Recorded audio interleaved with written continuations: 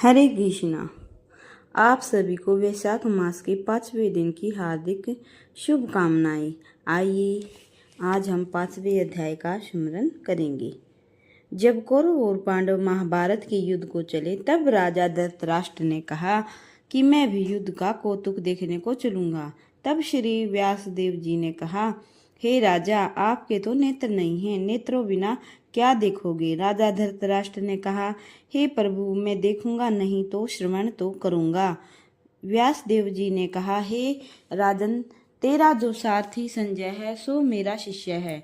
जो कुछ महाभारत युद्ध की लीला कुरुक्षेत्र में होगी, संजय तुमको यहाँ बैठे ही श्रवण कराएगा।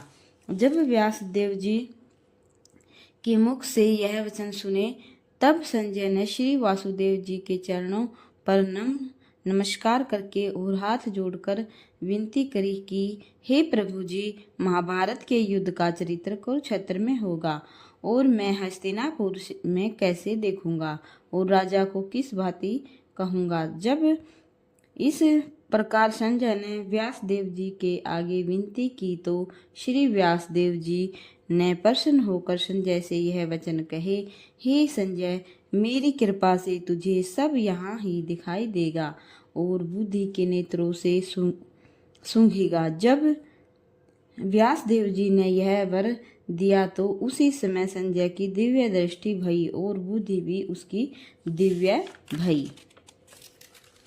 आगे जब महाभारत का कौतुक कहते हैं, सुनो।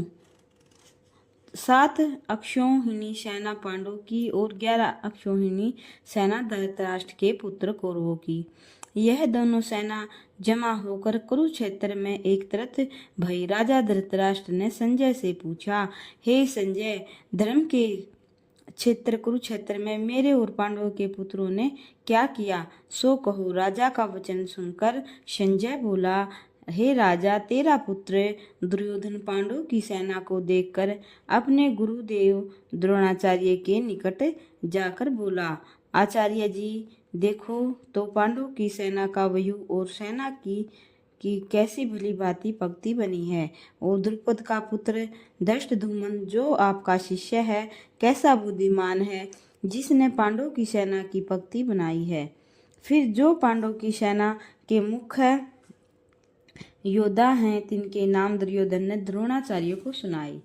इस सेना में बड़े बड़े धनुषधारी भीमसेन, अर्जुन और राजा युयुधान, राजा विराट, द्रुपद महारथी, दष्टकेतु, चेकितान और बलवान काशी का राजा और पुरुजित, कुंती भोज मनुष्यों में श्रेष्ठ थे। युधामन्यु और विक्रांत बड़ा बलवान, उत्मौजा, सुभद्रा का पुत्र अभिमन्यु और द्रौपदी के 5 पुत्र सभी महारथी हैं। अब दुर्योधन ने अपनी सेना के जो मुख्य योद्धा हैं, तिनके नाम और बल सुनाए। हे आचार्य, मेरी जो सेना के मुख्य योद्धा हैं, तिनके नाम सुनो। तुम और भीम जी, कर्ण, कृपाचार्य, सिमितजय, अश्वत्थामा, विकर्ण, सोमदत्त और जयद्रथ आदि भी योद्धा हैं, जिन्होंने मेरे निमित्त अपना जीवन त्याग दिया है और अनेक प्रकार के शस्त्रधारी हैं, जो युद्ध करने में बड़े चतुर हैं। और हमारी सेना 11 अक्षौहिणी है और पांडवों की सेना 7 अक्षौहिणी है। हमारी सेना का अधिकारी और रक्षक भीष्म है, पांडवों की सेना का अधिकारी और रक्षक भीमसेन है। अब दुर्योधन अपनी सेना से कहने लगा, जितने तुम हमारी सेना के मनुष्य हो, सभी भीष्म की रक्षा करो और जितने शास्त्र आने के मार्ग हैं, उन सब मार्गों से भीष्म की रक्षा करो। दुर्योधन के मुख से यह वचन सुनकर जो कौरवों में बड़े हैं, वे वृद्ध भीष्म पितामह प्रथम सिंह की तरह गरज कर अपना प्रतापवान शंख बजाया। तिसके उपरांत सारी दुर्योधन की सेना ने शंख, ढोल, तमामे और गोमुख इत्यादि और अनेक प्रकार के बाजे सारी सेना ने इकट्ठे बजाए। तिनका बड़ा भयंकर शब्द भया। अब पांडवों की सेना के बाजे सुनो। प्रथम दिन जिस रथ पर श्री कृष्ण भगवान विराजमान हैं, जिस बड़े रथ की शामगरी कंचन की है, और रत्नों से जड़ित है। जैसे वर्षा ऋतु का मेघ गरजता है, वैसे ही रथ के पहियों की आवाज है। अब घोड़ों की शोभा कहते हैं। जैसे गौ का दूध सफेद होता है, ऐसा तो उन घोड़ों का रंग सुंदर रंग है। जैसे कार्तिक का फूला हुआ कमल है, वैसा सुंदर घोड़ों का मुख और बहुत ही सुंदर गर्दन जिनकी और सुंदर है। कान और पूंछ और चरणों में श्रवण की भावरे शोभायमान है। यह तो घोड़ों की शोभा कही है। ऐसे सुंदर रथ पर सारथी भक्त वत्सल सत्य स्वरूप आनंद कंद श्री कृष्ण भगवान विराजमान हैं और योद्धा के ठोर अर्जुन भक्त विराजमान हैं। तिन्होंने दिव्य शंख बजाए। प्रथम श्री कृष्ण भगवान ने अपना पांचजन्य नामक शंख बजाया और देवदत्त नामक शंख अर्जुन ने और पौंड नामक शंख भीमसेन ने बजाया। भीमसेन कैसा है? जिसका उदर और कमर बड़ी है। अनंत विजय नामक शंख कुंती पुत्र राजा युधिष्ठिर ने, सुघोष नामक शंख नकुल ने और मणिपुष्प नामक शंख सहदेव ने बजाया। बड़े धनुष के धारण करने वाले काशी के राजा ने भी अपना शंख बजाया और महारथी शिखंडी ने भी अपना शंख बजाया। धृष्टद्युम्न ने शंख बजाया और राजा विराट ने भी बजाया। अपराजित सात्यकी ने बजाया और द्रौपदी के पुत्रों ने भी शंख बजाए। और जितने पांडवों की सेना के राजा थे, सब ने शंख बजाए और सुभद्रा के पुत्र अभिमन्यु ने भी शंख बजाया। इन सब ने अपने अपने भिन्न भिन्न प्रकार के शंख बजाए। 3 शंखों का शब्द सुनकर के धृतराष्ट्र पुत्रों के हृदय में विदीर्ण हुई। धरती और आकाश शब्दों से भर गया।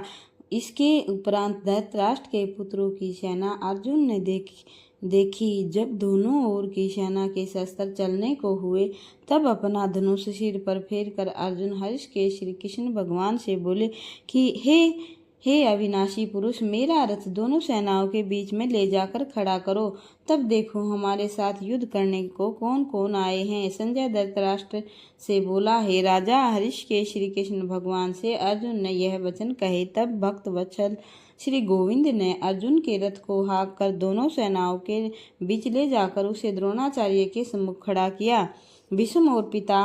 भीष्म और द्रोणाचार्य की दाई बाई और भी योद्धा थे। तब श्री कृष्ण भगवान अर्जुन से बोले, तेरा रथ मैंने कौरवों की सेना के सम्मुख खड़ा किया है, तू इनको देख।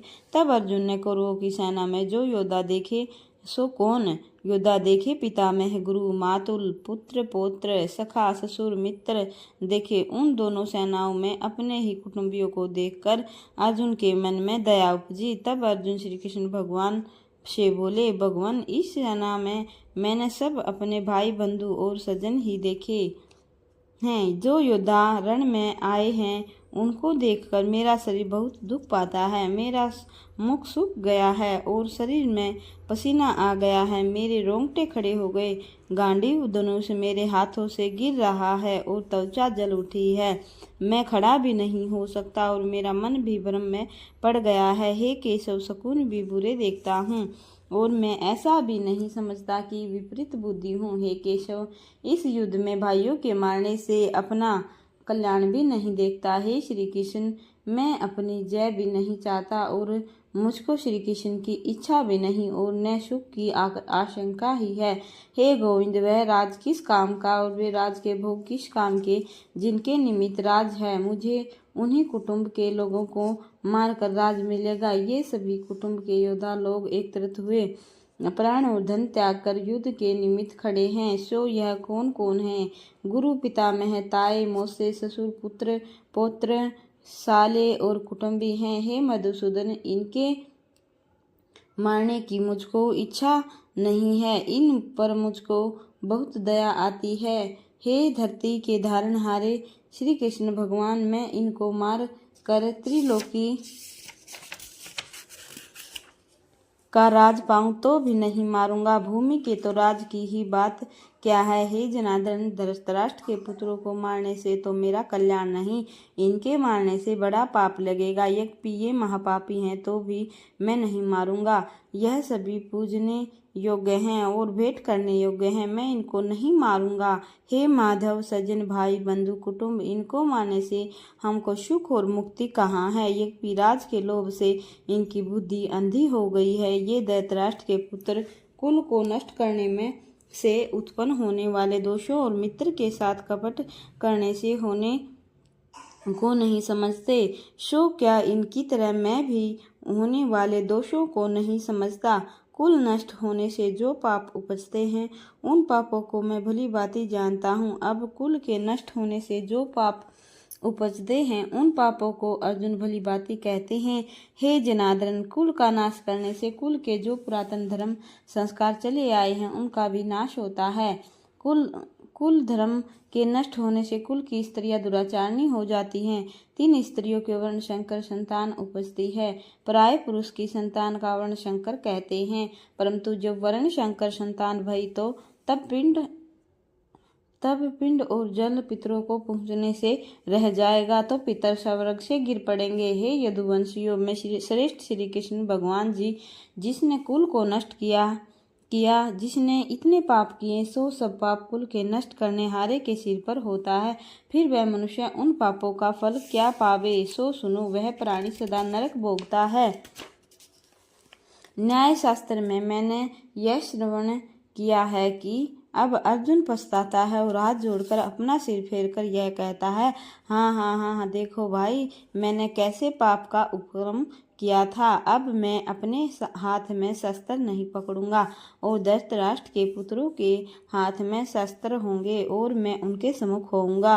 वह मुझको मारेंगे, इससे मेरा कल्याण होगा। संजय धृतराष्ट्र से कहता है, राजन, अर्जुन ने यह बात कहकर धनुष बाण हाथ से छोड़ दिया। शोक के समुद्र में निमग्न होकर मूर्छा खाकर गिर पड़ा। आगे का अध्याय हम अगले अध्याय में स्मरण करेंगे। राधे राधे।